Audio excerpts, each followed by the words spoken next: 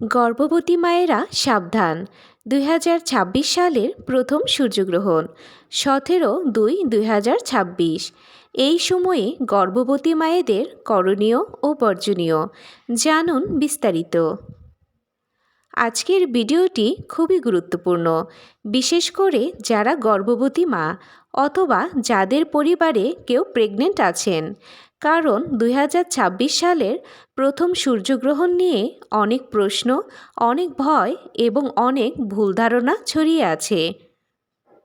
আজকের ভিডিওতে আমরা জানব সূর্যগ্রহণ আসলে কি, গর্ভবতী মায়েদের সত্যি কি কোনো ক্ষতি হয় কি না, ধর্মীয় ও বৈজ্ঞানিক দৃষ্টিভঙ্গি, গর্ভবতী মায়েদের করণীয় ও বর্জনীয়।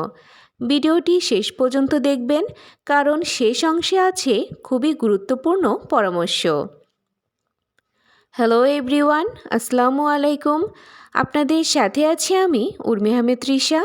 আমি একজন ফার্মাসিস্ট। স্বাগত জানাচ্ছি নূর অফ ইসলাম চ্যানেল থেকে, যেখানে আমি স্বাস্থ্য ও ইসলামিক লাইফস্টাইল নিয়ে আলোচনা করে থাকি। চলুন আর কথা না বাড়িয়ে শুরু করা যাক। প্রথমেই আলোচনা করব সূর্যগ্রহণ কি। সূর্যগ্রহণ কিভাবে হয়? চাঁদ সূর্যের সামনে চলে এলে সূর্যের আলো আংশিক বা পুরো ঢেকে যায়। এটি একটি প্রাকৃতিক জ্যোতিষ বৈজ্ঞানিক ঘটনা। এবার আলোচনা করব ২০২৬ সালের প্রথম সূর্যগ্রহণ। এটি বছরের প্রথম সূর্যগ্রহণ।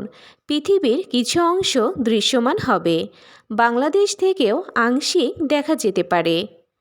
এবার দেখে নেওয়া যাক কেন গর্ভবতী মায়েরা সূর্যগ্রহণ নিয়ে বেশি চিন্তিত হয়ে পড়ে।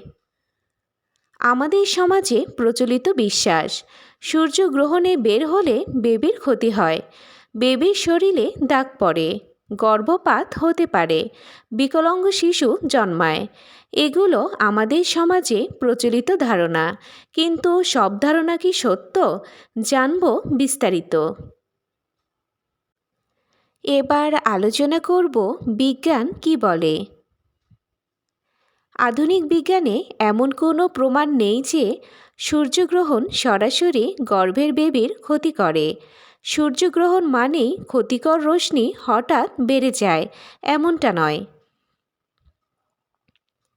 তবে খালি চোখে সূর্যের দিকে তাকানো সবার জন্যই ক্ষতিকর, গর্ভবতী হোক বা না হোক। এবার দেখে নেওয়া যাক ইসলামিক দৃষ্টিভঙ্গি। সূর্য ও চন্দ্রগ্রহণ আল্লাহর নির্দেশন। হাদিস অনুযায়ী সূর্যগ্রহণে নামাজ পড়ার নির্দেশ আছে, দান সদকা করার কথা বলা হয়েছে। কোথাও বলা নেই গর্ভবতী মা ঘর থেকে বের হতে পারবে না, রান্না করা যাবে না, সুই ছুরি ব্যবহার নিষেধ। ইসলাম আমাদের ভয় নয়, বরং ইবাদতের দিকে ডাক দেয়। এখন দেখে নেওয়া যাক গর্ভবতী মায়েদের করণীয় কি কি। করণীয়: স্বাভাবিক জীবনযাপন করুন, বেশি দুশ্চিন্তা করবেন না, সময় মতো খাবার খান, নামাজ, দোয়া ও ইবাদত করুন। প্রয়োজনে ঘরে থাকুন, নিজের মানসিক শান্তির জন্য। ডাক্তারের দেওয়া ঔষধ ঠিকমতো খান। মানসিক চাপই গর্ভবতী মায়েদের জন্য সবচেয়ে বেশি ক্ষতি করে। এবার আলোচনা করব এই সময়ে কি কি করবেন না। গুজবে কান দেবেন না, ভয়ের কারণে না খেয়ে থাকবেন না, ইচ্ছামতো ঔষধ খাবেন না, কারো কথায় আতঙ্কিত হবেন না। এবার দেখে নেওয়া যাক মানসিক শান্তি কেন সবচেয়ে জরুরি।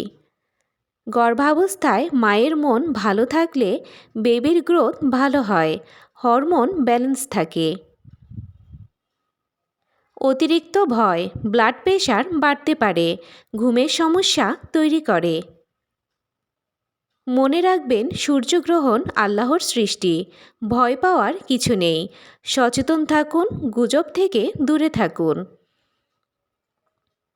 যদি ভিডিওটি উপকারে আসে তাহলে একটা লাইক দিন, শেয়ার করুন এবং গর্ভবতী মায়েদের কাছে পৌঁছে দিন। এবং এমন গুরুত্বপূর্ণ ভিডিও পেতে আমাদের চ্যানেলটি সাবস্ক্রাইব করে পাশে থাকুন। আজকের মতো এই পর্যন্তই। সবাই ভালো থাকবেন, সুস্থ থাকবেন। আল্লাহ হাফেজ।